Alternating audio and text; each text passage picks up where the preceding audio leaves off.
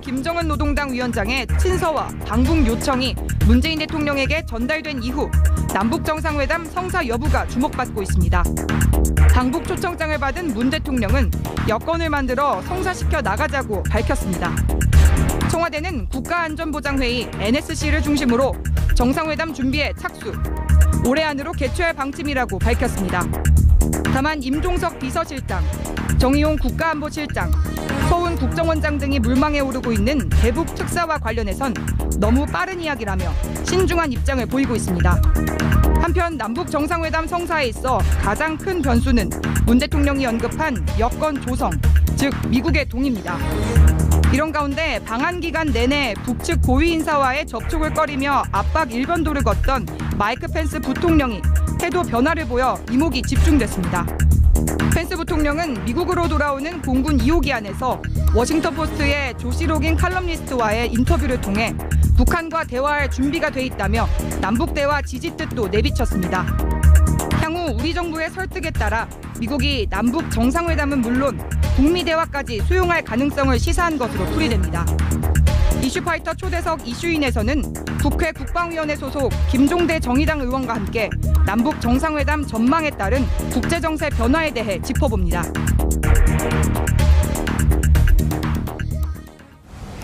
김정은 북한 노동당 위원장은 방남을 마치고 돌아간 북측 대표단에게 이런 말을 했습니다. 화해와 대화의 좋은 분위기를 더욱 승화시켜서 훌륭한 결과들을 계속 쌓아나가는 것이 중요하다. 남북관계 발전을 위한 실무적 대책을 세우라. 이렇게 지시하시었다라고 조선중앙통신 등 북한의 언론들이 오늘 보도를 했는데요. 우리 정부도 어제 향후 남북관계 추진 방향에 대한 비전을 밝혔습니다. 탄력적 상호 견인을 도모하겠다. 굉장히 말이 어려운데요. 어떤 의미인지 직접 확인을 좀 해보겠습니다. 국회 국방위원회 소속이신 김종대 정의당 의원님 모시고 자세한 말씀 듣겠습니다. 어서 오십시오. 안녕하세요. 네, 특종기계 김종대. 저희가 떴어요. 의원님 때문에. 듣기에 나쁘지 않네요. 예, 저는 원래 기자할 때부터 단독 기사를 많이 쓴 언론인이죠. 네. 제가 보기에 그 국회의원 가운데 유일하게 신문 지면을 갖고 있는 유일 국회의원. 예, 제 고정란을 갖고 있습니다. 그러니까요. 예. 특종신문이라서 어딘지는 얘기는 안 하겠습니다. 네, 해도 되는데. 네. 아니, 그러니까 국회의원이 단독 욕심도 있어요. 막 그 자기 지면에 막 자기가 단독을 해. 그렇죠. 저는 이제 언론을 할 때부터 프레스 오브 프레스. 언론의 언론. 언론의 특정을 뿌리는 언론. 그 개벌은 남 못 준다고 국회 와서도 그게 이어지고 있어요. 그러니까요. 어쨌든 의원님의 UAE 의혹 특종 때문에 저희가 많이 떴습니다. 그래서 앞으로도 다양한 특종을 여기서 하셔라. 제가 어디 거기 가지 말고 여기서 하셔라. 이런 말씀을 좀 드리겠습니다. 반가우시죠, 여러분? 샵 5400으로 문자 팍팍 쏴주시고요. TBS 앱. 너무 의견이 없어요. 민망해요. 그러니까 댓글 많이 남겨주시기 바랍니다. 유튜브, 페이스북 지금 바로 시청하실 수 있으십니다. 아침에 재밌는 뉴스가 나왔어요. 혹시 김어준의 뉴스공장이라는 프로그램 들으세요? 가끔 듣습니다. 네, 오늘 들으셨어요? 못 들었습니다. 오늘 하태경 의원이 고정 출연하는 날인데 오늘 그 방송에 문자가 폭주해서 다운이 됐어요. 그래요? 5,000개가 들어왔대요. 아니 뭡니까? 그게 뭘까요? 다 누구 욕이야. 올림픽 응원단과 관계돼 있는 며칠 전부터 했던 말이죠. 네. 그 주말부터 굉장히 뜨거웠던 그분 하태경 의원이 출연을 했는데 그 김일성 가면 논란이 있었잖아요. 네, 그렇습니다. 그 눈을 팠잖아요. 응원단이 이렇게 그 휘파람 노래에 맞춰서 미남 가면 그거를 누가 지시했냐? 김여정 부부장이 지시했다. 김일성 가면이 맞다. 이런 주장을 했습니다. 동의하십니까? 참 대꾸할 가치가 없는 북한에서 동료의원에 대해서 본회의장에서 제 옆자리예요. 바로 옆자리. 옆장. 그래서 티격태격하면서 또 자리는 꼭 붙어 있는데 사실 그거는 지나친 상상력에 본인의 어떤 정치적인 의도가 가해진 정말로 막말이라고 저는 생각합니다. 저도 막말을 많이 하는 의원이 있잖아요. 그런데 이거는 조금 경우가 다른 것이 김일성 주석이라 그러면 북한에선 신인데 그러니까요. 그 눈가를 팠다. 그걸 가지고 김여정이 지시했다. 그럼 돌아가면 총살감이라는 얘기 아닙니까? 네. 아오지탄광. 예. 네. 아니 그런 근데 건 그 오빠랑 팔짱 끼고 사진 찍었던데. 네. 그래서 좀 그런 면에서는 사실을 있는 그대로 보셨으면 좋겠다. 예. 제가 옆자리에 앉은 의원에 대해 막말하기는 힘들잖아요. 그래서 그런 네. 것까지 감안해서 네. 예, 저는 이 정도로 평을 하겠습니다. 네, 굉장히 참고 계시다는 게 눈빛으로 확인이 돼요. 내가 사실은 여기서 좀 더 세게 해야 되는데 예. 옆자리에 앉았기 때문에 네, 예. 여기서 줄이겠다. 이게 딱 아니 느껴지는. 학교에 담임 선생도 그렇지 이렇게 짝꿍을 붙여주면 어쩌라는 거야. 예, 제가 가서 잘 얘기하겠습니다. 예. 왜 진짜 정치적 의도가 가해진 막말이라면 사과부터 해야 되는 게 국민적 도리 아닐까요? 우선 사실관계의 문제죠. 사실관계. 예, 우선 그 팩트가 뭐냐. 팩트가 뭐냐. 이런 면인데 네. 이건 100% 아니거든요. 근데 어떻게 알아요? 그런데 그 하태경은 휘파람이라는 진짜. 노래의 가사를 보면 네. 오늘도 복순이네 집 앞을 걸었네 휘파람. 그 나도 몰래 설레요 이렇게 나가요. 네. 그러니까 어떤 한 그 남자의 청년이 그렇죠. 그 연인의 집 앞을 지나가는 그렇죠. 장면에서 복순이를 너무 좋아하는 거죠. 복순이를 너무 좋아하는데 네. 그걸 휘파람으로 표현한 거예요. 그렇죠. 이게 노래 가사입니다. 맞아요. 그러면 그게 김일성 주석하고 무슨 관계가 있는데 이거는 복순이네 집 앞에 있는 그 청년을 묘사한 것이죠. 예. 네. 그러니까요. 근데 또 이런 얘기를 해요. 그 김정은 위원장이 한국에서 신세대 우상화를 실험한 거다. 미남 가면으로. 네. 그럴까요? 넘어갈까요? 우리 신세대가. 넘어갑시다. 예. 아, 진짜 어떻게 넘어갑시다. 대응해야 될지 대응해야 도저히 될지를 답이 안 모르겠- 나오는. 도저히 네. 답이 안 나오는. 네. 그런 상황. 그 개회식 보셨죠? 네. 올림픽 개회식. 네. 굉장히 인상적이고 남북 단일팀 선수들이 같이 입장할 때 입장했죠. 공동 입장할 네. 때 다 일어나서 길박수를 했는데 예. 두 나라가 안 일어났잖아요. 미국하고 일본. 예, 예. 그 펜스 부통령이 돌아가서는 또 북한하고 굉장히 만나서 대화할 뜻을 밝혀서 도대체 이분은 뭐가 진심인가 라는 네. 생각을 하게 돼요. 이제 미국 언론에서 네. 펜스 부통령의 부적절한 행동에 대해 칼럼이 하나 나오지 않을까 저는 생각이 들어요. 자, 미국이란 나라가 지금 펜스 부통령의 저런 어떤 행동이 예. 미국 전체의 의견이냐. 그렇죠. 제가 얼마 전에 1.5 트랙이라 그래서 1.5 그 청와대하고 민간 학자들이 미국에 갔다 왔다는 언론 네. 보도가 나간 적이 있습니다. 네네. 그 단장이 청와대 평화군비통제비서관을 하는 최종권 비서관이죠. 네. 전 연세대 교수. 네. 그 단장의 일행들하고 다 통화를 해봤는데 미국에 갔더니 예. 펜스 부통령이 뭐 강경한 정책을 갖고 온다는데 네. 미국 갔더니 아니다. 진짜요? 예. 그 백악관의 강경파들이 그런 그 경직된 네. 태도를 보이는 건 맞는데 네. 국무성이나 또 관변학자들이나 네. 많은 사람들이 이번에 남북 대화에 대해 비상한 관심을 표명하더라. 네. 그러면 백악관 내 그 제가 보기에는 고립된 강경파가 펜스 부통령을 통해 가지고 일종의 심술 부리기, 네. 심술 부리기. 예, 내지는 투정하기, 네. 이런 어떤 그 행보가 나타난 게 아닌가 보여집니다. 네. 사실 올림픽의 정신에 따르면은 이런 그 정치적인 행동들을 못 하게 돼 있어요. 네. 누구나 다 한 가족이고 그렇죠. 지구촌 식구고, 맞습니다. 그야말로 행성지구 시대입니다. 예. 행성지구 시대. 행성지구 시대. 예. 그런 어떤 의미에서 이 네. 올림픽의 오륜기가 거행이 되는데 거기서 어떤 정치적인 제스처가 나왔다. 아니 그럼 올림픽에 참석하러 온 겁니까? 아니면 북한 압박하러 온 겁니까?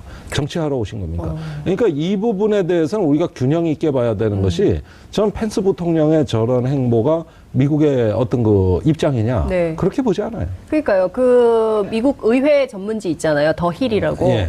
거기에 그 미국의 한 민주당 상원 의원이 그 트윗 올린 거를 인용해서 보도를 했던데 그 내용을 보면 뭐 이런 거예요.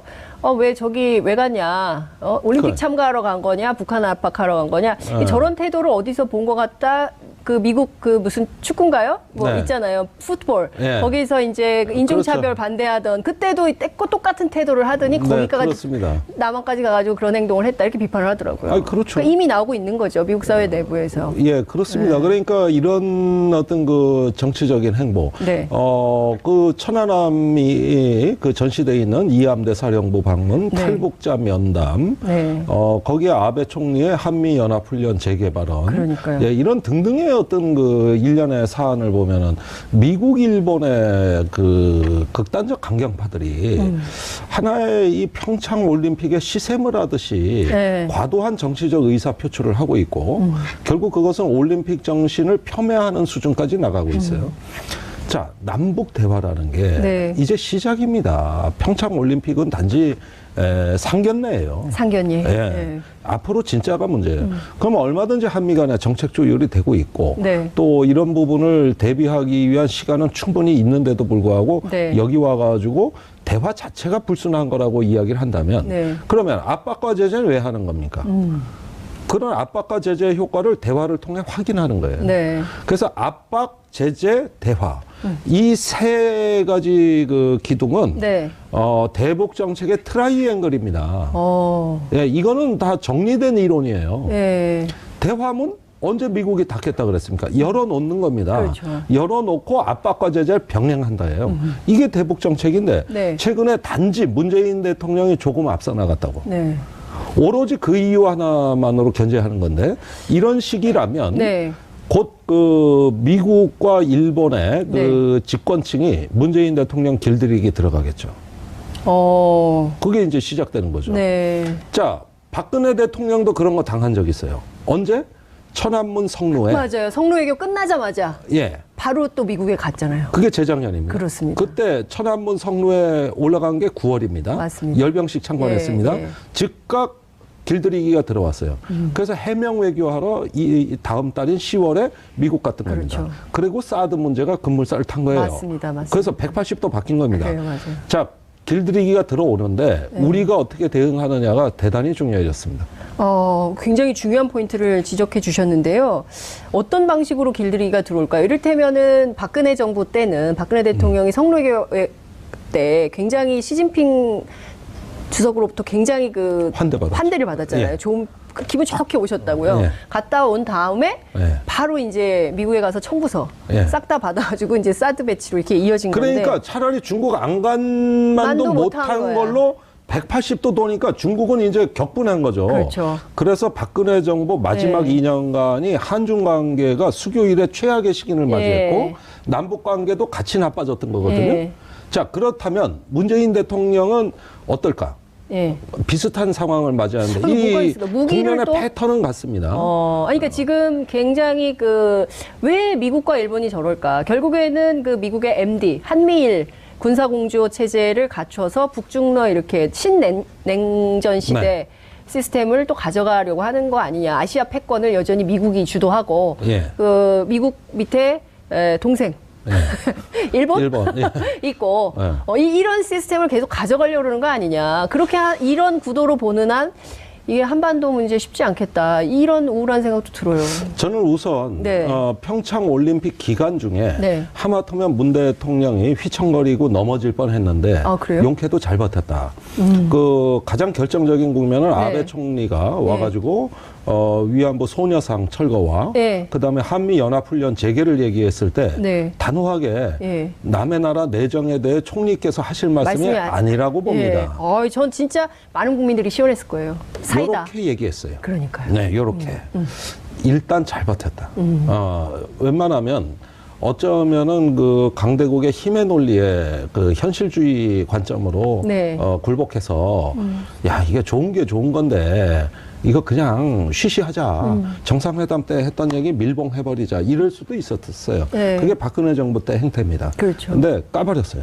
그러면서 그거는 내정에 대해서 총리께서 하실 말씀이 아니라고 봅니다. 분명하게 얘기를 했다는 거. 이 점은 앞으로 남북 관계에 있어서도 모종의 우리 독자적인 행보를 걷겠다는 얘기인데 여기서 중요한 포인트가 있습니다. 이제까지 남북 관계가 잘 됐을 때는 주변 강국 간의 남북 대화를 밀어주는 분위기가 다 돼 있을 때입니다. 노태우 대통령 때부터 지금에 이르기까지 동서 냉전이 무너지고 대탕트가 오고 이럴 때 우리가 그 흐름에 올라타서 막이지 막차를 타고 남북 관계에 물꼬를 튼 거거든요. 그게 이제 노태우, 김대중, 노무현 대통령 때입니다. 그때는 세계가 다 이거를 갖다가 밀어줄 수 있는 다자회담이 열리고 질서가 바뀔 때예요. 이번에 문재인 대통령의 남북 대화의 아주 특이한 측면은 네. 그 여건 조성이 안 돼 있는 상황에서 여건 조성이 안 돼 있다. 순수하게 남과 북만의 대화만으로 국면을 만들어가고 있다. 저는 이게 지금까지 본 그 대화 분위기 중에서 매우 특이한 국면이라고 보는 겁니다. 네. 과거에 노무현 대통령도 육자회담에서 2015년 9.19 공동성명 체결하고 잘 되는 줄 알았는데 네. 조지 부시 대통령이 그렇죠. 깨버렸잖아요. 예. 방코 델타 아시아은행의 북한 자금을 맞아요. 억류하면서 완전히 180도 바뀌었거든요. 네. 이러니까 그리고 핵실험이 일어났어요. 맞아요. 거의 이때는 좌절이었는데 예. 막판에 조지 부시가 바뀌어. 중간 선거를 2006년에 패배하고 노무현 대통령한테 김정일과 대화하자. 네. 이러면서 남북 정상회담까지 간 겁니다. 아. 그게 13 6자 회담의 합의문. 그게 이제 나중에 2.13 합의로 연결되고 네, 네. 남북 간에는 14 남북 공동선언. 네. 이렇게 해가지고 이게 같이 선순환 관계로 국제 정치와 한반도 정세가 같은 선순환으로 갔을 때입니다. 네. 근데 지금은 네. 그게 아니에요. 순서가 바뀌었어요. 남북 관계가 먼저 끌어주고 네. 그다음에 주변국이 끌려오는 모양새예요. 이게 여태까지 남북 관계 역사상 유일무이한 예. 정말 그 어떤 특이점을 형성하고 있다고 저는 보는 겁니다. 아, 그러네요. 지금 의원님 말씀 주시니까 머릿속으로 그림이 막 그려져요. 그러니까 그 대통령께서 한반도 운전자론을 얘기를 했잖아요. 네. 페르버 재단 연설에서. 예. 그랬을 때 아유, 우리가 어떻게 코리아 패싱 뭐 이런 건데 우리가 어떻게 주도권을 가질까 어려울 거다라고 보수야당 계속 비판했거든요. 네. 그리고 사실 작년 말까지만 하더라도 패싱 분위기였잖아요. 패싱 분위기였죠. 네, 그랬는데 이 주도권을 잡고 지금 주변국을 설득해서 이렇게 이 정세를 끌고 가야 되는 위중한 상황에 있다. 이렇게 분석을 해볼 수 있는데 저는 그 굉장히 인상적인 사진이 있어요. 그 일요일 날 마지막 공연 끝난 다음에 가기 전에 이제 한 손으로는 김영남 위원장의 손을 잡고 다른 한 손으로는 김여정 부부장의 손을 잡은 다음에 마음과 마음을 모아서 이 국면을 좀 돌파해 가자. 네. 이런 얘기를 했고 그 대통령께서 개인적으로 촛불 횃불을 좀 좋아하시는 것 같아요. 이 분위기를 횃불로 좀 승화시키자 이런 얘기도 했어요. 근데 정부에서 향후 남북관계 추진 방향 얘기를 하면서 상황에 따라 남북관계의 진전을 통해서 북미 관계를 견인하는 등 탄력적인 상호 견인을 도모하겠다. 네. 탄력적인 상호 견인 도모. 여기에 숨은 행간의 의미는 뭔가요? 이게 이제 에이전십이라는 건데 에이전십. 브로커. 그러니까 브로커? 북한이 그 우선 평창 올림픽에 참여한 배경을 보셔야 돼요. 자, 평창 올림픽에 참가하기 한 달 전에 문재인 대통령이 그 KTX 안에서 외신과 워싱턴 포스트였습니다. 인터뷰에서 평창 올림픽 기간 중에 한미 군사 연습은 연기하기로 했다. 이렇게 발표한 거 기억하시나? 기억하죠. 그러니까 북한이 평창 올림픽에 참여를 검토하게 된 건 그 발언 이후라고 생각됩니다. 자, 북한이 대화하고자 하는 상대는 원래 미국이에요. 그렇죠. 거기가 궁극적인 대화 상대입니다. 그걸 좀 무시했잖아, 우리를. 근데 미국이 쌩 깠다고 무시했어요. 그렇게 되니까 남한을 징검다리로 해야 되겠는데 그때 남측하고 대화해야 되는 바로미터는 과연 남측이 미국을 얼마만큼 움직일 수 있냐. 요거였어요. 그런데 남측이 미국은 가만히 있는데 우리가 한미 군사 연습을 연기하기로 했다 하면서 그 가장 민감한 문제를 들고 나오면서 벌써 연기했다. 그런데 사실은 시기만 연기한 게 아닙니다. 규모도 축소했어요. 시기 규모. 다시 열려도 정상적인 규모로 열릴 가능성이 없습니다. 현재로서는. 물론 국면이 바뀌면 모르겠지만. 그러니까 무언가 문재인 정부가 미국을 움직일 수 있다는 가능성을 본 거예요. 이게 남측과의 대화를 하는 김정은의 신년사로 이어진 거구나. 이어진 겁니다. 그러면서 평창올림픽 참가로 급물살을 탄 것이죠. 그렇다면 우리가 남북 간의 대화를 한다고 하는 건 뭐냐면은 북한은 미국과 대화를 하고 싶고 미국은 반면에 지금 나오기에는 쑥스럽고 그러면 우리가 부부가 이혼을 하고 다시 합칠 때도 중간에 누가 좀 한 명 있어서 이쪽 체면도 세워주고 저쪽 체면도 세워주는 뭐 좀 한 명이 있어야 그 좀 쑥스러운 걸 붙고 재결합을 하지. 중매쟁이. 중매쟁이. 우리 정부가 지금 중매쟁이를 해야 되는 거예요. 그러니까 중재자. 이거를 영어로 에이전트라고 하는 에이전트. 거예요. 에이전트십. 에이전트십. 이거를 발휘하는 건데, 제 생각엔 그렇습니다. 그동안에 미국이 이제 대북 압박 정책, 국제 공조를 하고 유엔 안보리 제재 결의안에 있는 이런 어떤 압박과 제재 국면에서 문재인 대통령은 처음에 그 한국이 충분히 이익을 담당하고 있다는 진정성을 충분히 보여줬습니다. 네. 그러니까 그런 것들을 한 지난 7, 8개월에 걸쳐서 정치적 자산을 쌓아놓고 그 다음에 우리가 안보의 당사자다.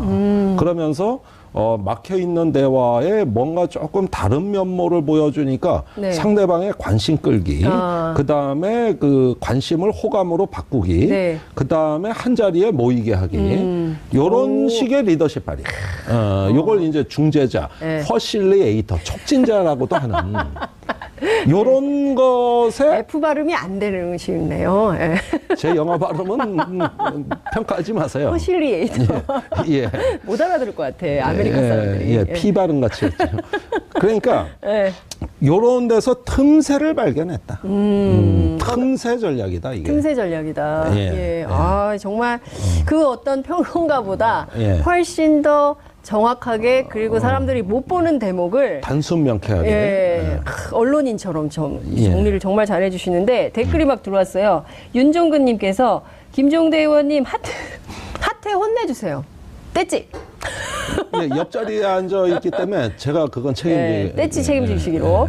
그 다음에 이분 메일 주시는 분인데 리2001님께서 미군 철수한다고 벌써 길들이기가 시작되었음. 이런 겁니다. 지금 그 한국에 미국이 배치하는 전략자산, 또 어떤 주한미군 주둔 정책, 지금 여러 개 미군 기지 반환을 하면 구조 조정에 처해 있는 군대입니다. 그 다음에 한미일 연합훈련 등등의 이제 첩첩 산중의 군사 의제들이 기다리고 있죠. 자, 이럴 때 작년 8월을 한번 봅시다. 작년 8월이요? 그때 웬일인지 북한이 60일간 그 미사일 발사나 핵실험을 안 했어요.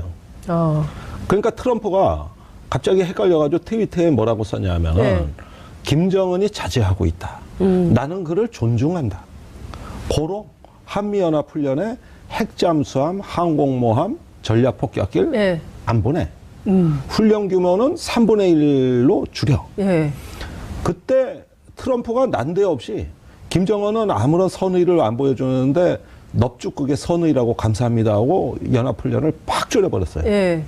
자, 이렇게 해서 사실상 쌍중단의 프레임이 작동합니다. 쌍중단. 북한은 전략적 도발을 안 하고 미국은 연합훈련과 전략자산 배치를 자제하는 이 변형된 쌍중단의 프레임이 작동했어요.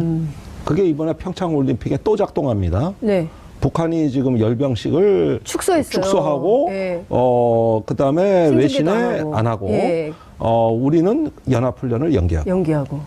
사실상의 쌍중단 효과. 저는 한반도에서 사실상 북한과 미국 간의 소통이 되는 유일한 프레임은 쌍중단밖에 없다고 봐요. 그것이 쌍중단이라고 말하기를 거북스럽기 때문에 이것은 뭐 다른 언어로 또는 변형된 진화된 형태로 그것이 나타나지만 엄연히 근본적으로 내막을 따져보면 쌍중단의 프레임이 작동하는 거예요. 이미 작동을 하고 있는 거다. 중국, 러시아, 남한이 찬성해요.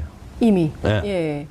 그렇다면 제가 보기에는 이 북한이 이후에 어떤 전략적 행보와 미국의 한미연합훈련 전략자산 배치가 연동되는 약간의 모양새만 나오면 이거는 대화가 시작된다고 봐야 되는 겁니다. 3월 위기설 계속 주장했거든요. 그러니까 이를테면 패럴림픽이 3월 18일 날 끝나고 올림픽 휴전에 따라서 25일까지는 대충 쉰다 하더라도 그 다음에는 이제 훈련이 시작되면 똑같아진다, 이거, 판이. 옛날하고 똑같다. 그러니까 뭐 올림픽은 올림픽이고 군사대결은 군사대결이다라고 보수 정치권, 보수 언론들은 계속 주장을 하고 있거든요. 거기서 큰 우리 사회 갈등이 나타날 겁니다. 큰 갈등이 나타날 큰 갈등이 나타날 거예요. 자, 지금 한미 연합 훈련을 재개하느냐 마느냐 하더라도 어떤 모양새로 하느냐. 이 부분이 지금 한미 간에 결정된 게 없습니다. 그래요. 평창 올림픽 때문에 모든 게 다 봉합돼 있어요. 자, 그런데 4월 달에 재개할 때 만약에 이걸 갖다 예년보다도 더 북한의 메시지를 강하게 주기 위한 수단으로 제기한다면 전략다산이 다워야 돼요. 미국으로서도 물론 쉽지 않은 일입니다. 이건 강한 결심이 있어야 가능한 일이에요. 그다음에 북한이 응답하듯이 핵실험을 한다거나 미사일 발사를 하게 되면 어떻게 되느냐. 남북 대화의 신락 같은 희망을 그냥 희망사항으로 남겨둔 채 정세는 다시 원위치됩니다. 그러면 안 되는데. 안 되는 거죠. 자, 이럴 때 쌍중단의 그 변형된 프레임은 어떻게 작동하는 것이냐. 북한이 전략적인 도발을 아예 안 하거나 또는 그 양상을 축소한거나 여러 가지 어떤 모양으로 미국에 대해 가지고 성의를 보인다는 제스처를 취하고 이번에 열병석 시처럼 그렇게 하고 한미연합훈련을 하기는 하되 전략자산이 빼고 작년 8월 같이 또는 장소를 조금 동해에서 저 일본 쪽으로 아예 옮겨가지고 호주 쪽에 좀 가서 하는 건 어떨까요? 호주 쪽에서는 따로 하는 게 있어요. 거긴 관할이 달라. 관할이. 안 돼. 글로 가면 안 돼요. 관할이 아니에요. 거긴 달라요. 참석. 일본 쪽에서 그냥. 그러니까 일본이 훈련 그렇게 좋아하니까 니네가 해라. 니네가 해. 이런 식으로. 약간의 어떤 그 변형을 해도 우리 훈련은 큰 지장 없었거든요. 이런 식으로 해가지고, 상호 간에 약간의 어떤 신호를, 좋은 쪽으로 발신하게 되면, 저는 그거는 사실상 대화라고 보는 거예요. 그건 대화입니다. 자, 그 와중에 남북 군사회담이 열리는 것이죠. 남북 군사회담이. 지금 판문점 회담을 할 때 우리가 합의한 세 가지가 1번이 평창올림픽 참여, 2번이 군사회담 개최, 맞습니다. 3번이 교류협력입니다. 이 세 가지가 지금 살아있는 거예요. 다 살아있는 카드다. 그런데 교류협력은 북한이 관심이 없습니다. 이건 우리 측 요구사항이에요. 반면에 군사회담은 북한이 제기한 의제입니다. 그럼 뭘 얘기하겠습니까? 한반도의 안보 문제, 평화 문제 얘기하자는 거거든요. 자, 그 아젠다가 살아난 거예요. 그걸 하기 위해서 북한이 평창올림픽 온 겁니다. 평창올림픽 자체가 목적이 아닌 거예요. 북한은. 군사회담입니다. 군사회담. 자, 그렇게 되면 확성기 방생, 또 판문점이나 휴전선, 서해 오도에서 우발 충돌 방지, 상호 군사 함라인 구성 등 여러 가지 군사 협력 의제들이 나오고 그것이 심화되고 고도화되면은 이제 평화 문제가 나오겠죠. 그게 바로 이제 핵과 미사일 문제인데 그 문제는 우리가 감당할 수가 없고 반드시 미국을 초청해야 되는 것이죠. 그 의제에 초청을 해줘야 되는 것이죠. 이 흐름이 지금 어느 정도 분위기는 무르익는데 미국이 평창올림픽 때문에 북한에 대해 더 강경해진다는 게 말이 안 되는 게 지금 북한하고 대화하려면 미국은 평창올림픽 올 필요가 없어요. 부통령 와서 자리에서 안 일어서도 돼. 그 사이에 지금 스웨덴하고 뉴욕 채널이 가동되고 있습니다. 지금? 북미가 비공식적으로 스웨덴? 되고 있어요. 왜 스웨덴이에요? 스웨덴, 뉴욕은 뭐 그럴 수 있는데. 스웨덴이 세상에 알아줄 에이전트입니다. 에이전트들이 우리만 있는 줄 알았더니 스웨덴은 있어요? 그렇습니다. 중재자 역할을 스웨덴이 한다고요? 그걸로 아주 유명한. 지금 남북한을 자유자재로 드나드는 몇 안 되는 국가죠. 나라 중에 하나가 스웨덴이죠. 중재 외교.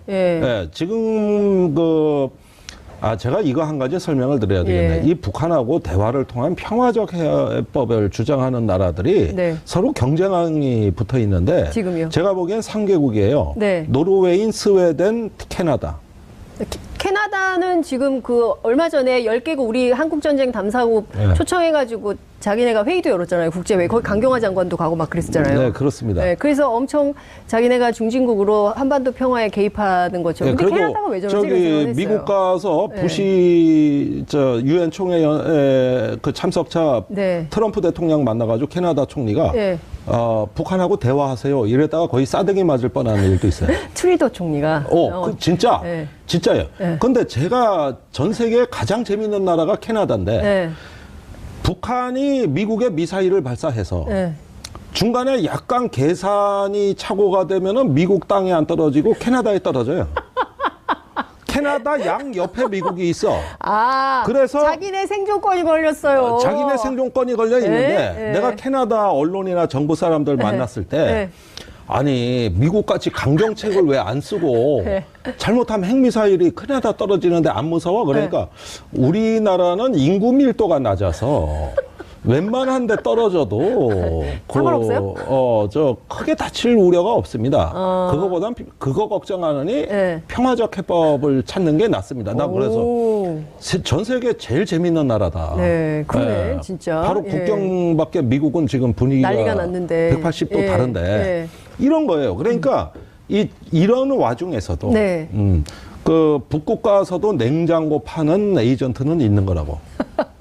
북극 가서도 냉장고 파는 에이전트. 스웨덴이 그랬다는 거죠. 스웨덴, 노르웨이, 캐나다. 캐나다. 자기들끼리 또 경쟁이 붙어서 어디서 뚫리냐.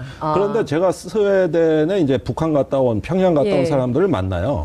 그 안보개발연구원 이런 데하고 여러 차례. 그래서 북한 소식을 듣습니다만 국내에 알려진 것과 전혀 달리 평양에 가서 이야기를 들어보면 압박과 제재가 아직까지 전혀 안 통한다.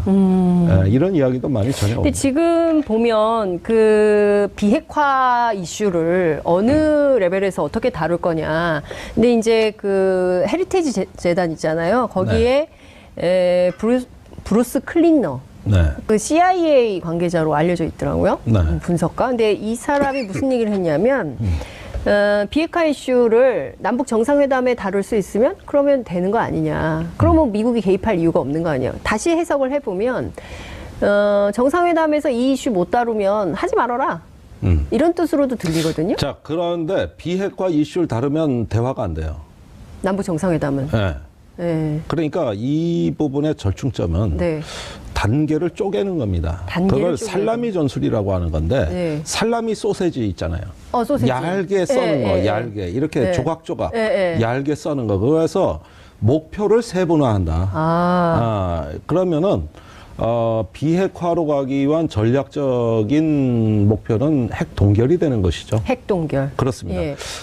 이거는 이제 문재인 대통령이 대선 때도 굉장히 체계화해서 제시한 공약의 하나였습니다만 비핵화를 전제로 한 대화라는 것은 대화 자체를 포기하는 과도한 대화의 조건인데 대화는 무조건 하는 것이고 그 대화의 일차적인 목적은 비핵화보다 핵 동결이 돼야 된다. 프리즈.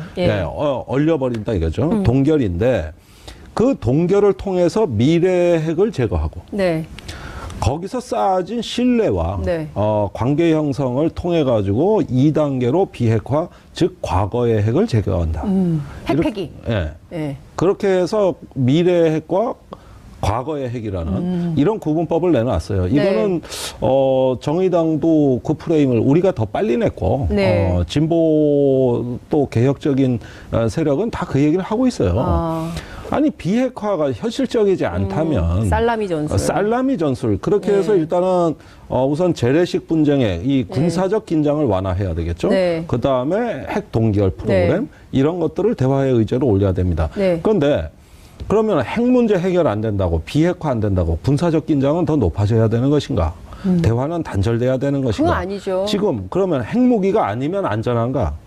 이런 면에서 보면 우리의 생존의 문제는 우선은 긴장 완화라고 하는 평화 정책이 우선시돼야 된다는 거.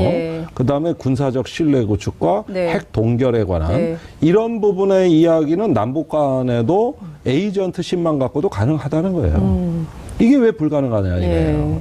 자, 우선 그러면 그 정상회담 제안이 왔으니까 이제 받을지 말지 여건을 조성해서 하자 이렇게 대통령께서 말씀하셨는데 그러면 김종대 의원님이 말씀하신 살라미 전술에 따라서 첫 번째는 핵 동결을 위한 정상회담, 두 번째는 핵 폐기를 위한 정상회담 좀 나눠가지고. 그거는 말입니다. 핵 폐기는 다자 간에 해야 되고 또 해결은 북미 간에 양자 간에 해야 되고요. 우리는 긴장 완화 평화 정책. 긴장 완화 평화 정책. 그다음에 전략적 도발을 자제할 수 있는. 그러면 북한도 테스트를 하겠죠. 그럼 너네가 미국을 움직일 수 있어? 한미 연합 군사 훈련 자제할 수 있어? 여기에 대한 응답을 준비하는 것이죠. 네. 그러면은 변형된 형태로 타협책을 제시할 수가 있는 것이죠. 근데 우리가 미국을 움직일 수 있는 카드는 어떤 게 있을까요? 그러니까 한미 연합훈련은 원래 우리 측의 의사결정이 중요하니까 네. 그 자체가 우리 의견, 의지의 문제이긴 합니다. 근데 저렇게 막 펜스 부통령 와서 저런 태도로 볼 때 동맹국 잔치에 와가지고 저렇게 하는데 우리의 뜻과 의지를 무시하고 막 해버리면 어떡하지? 이런 걱정도 좀 있어요. 동맹국 행사에 와가지고 좀 그렇잖아요. 그죠? 예, 이번에 펜스 부통령은 워낙 기이한 행태지만 네. 저런 것이 과연 미국의 전체 의견이냐? 전체 저는 의견은 분명히 아니다. 이견이 있어요. 오히려 분명히 소수 저희는, 의견일 수 있다. 예, 다른 이야기도 듣고 있습니다. 예. 그다음에 미국은 전통적으로 예. 매파와 비둘기파의 갈등이 매우 심합니다. 그렇죠. 예. 그러면 이번에 펜스 부통령의 저런 어떤 결례라 그러지만은 사실상 그러는 와중에서도 코피 전략, 코피 전략. 그렇죠. 그 코피 전략의 허구성이 마구마구 폭로가 됐어요. 네. 그것도 그 주한 미국 대사로 내정된 네. 빅터 차에 의해서 그렇죠. 낙마했지만 이분에 의해서 코피 전략의 허구성이 막 폭로되는 이런 양상도 존재했다는 것을 우리가 기억해야 됩니다. 네. 분명히 미국 내에서도 긴장 고조에 대해서 강압 정책에 대해 가지고 뭔가 네. 다른 목소리를 내는 게 평창 올림픽 와중에도 분명히 있었어요. 왜 이런 측면을 못 봅니까? 네. 그러니까 이런 것들이 상호간의 게임의 그 양상으로 지금 네. 벌어지고 있는데 예. 이때 문재인 대통령이 잘하셔야 된다는 거예요. 아. 정말 잘하셔야 돼요. 그 지금 보면 남북이 처음으로 돌아가서 남북이 적극적으로 나서고 주변국들을 설득해서 이 정세를 돌파해야 되는데 특사를 빨리 보내야 된다. 그러니까 북한의 입장을 미국에도 전하고 중국, 일본, 러시아에도 전해서 좀 분위기 조성에 적극적으로 나서달라. 이런 노력을 좀 해야 되는 거 아니냐. 특사 파견 옛날부터 주장하셨잖아요. 그래서 네. 지금 북한에 대한 특사뿐이 아니라 네. 제가 아까 말씀드렸잖아요. 이건 주변국이 아무런 어떤 그 여건 조성을 안 해준 가운데 남북 간의 대화로 국면을 이끌어온 네, 그렇죠. 매우 어려운 상황의 성과다. 네. 그렇다면 그 어려움을 완화시키기 위해서 예. 4대 강국 특사 예. 이건 굉장히 지금 시급하다고 할 수가 있죠. 빨리 보내야 된다. 예, 그 중에서도 제일 골치 아픈 일본 같은 데는 저를 보내주시고. 일본 특사. 일본 특사로 김종대 의원 손들었어요. 자, 이렇게. 예. 제일 어렵고 고약한 거를 제가 네. 하겠다는 뜻이에요. 예. 예. 문재인 대통령께 문자를 좀 보내시는 게 텔레그램이라도 하실까요? 받으실 것 같은데. 예. 예. 그러니까 이런 부분은 우리가 네. 이렇게 결의를 자꾸 내보내줘야 되는 네. 겁니다. 근데 제가 시간이 없기 때문에 이거 꼭 여쭤보고 싶어서요. 토마스 바흐 IOC 위원장도 초대받았잖아요. 네. 그래서 이번에 평창올림픽 끝나면 방북 가능성이 높은데 중국이 엄청나게 환영을 하고 있어요. 네. 정말 잘하고 있다. 북한은 이거를 올리브 가지로 활용해야 된다. 이런 얘기도 하거든요. 네. 큰 성과가 날까요?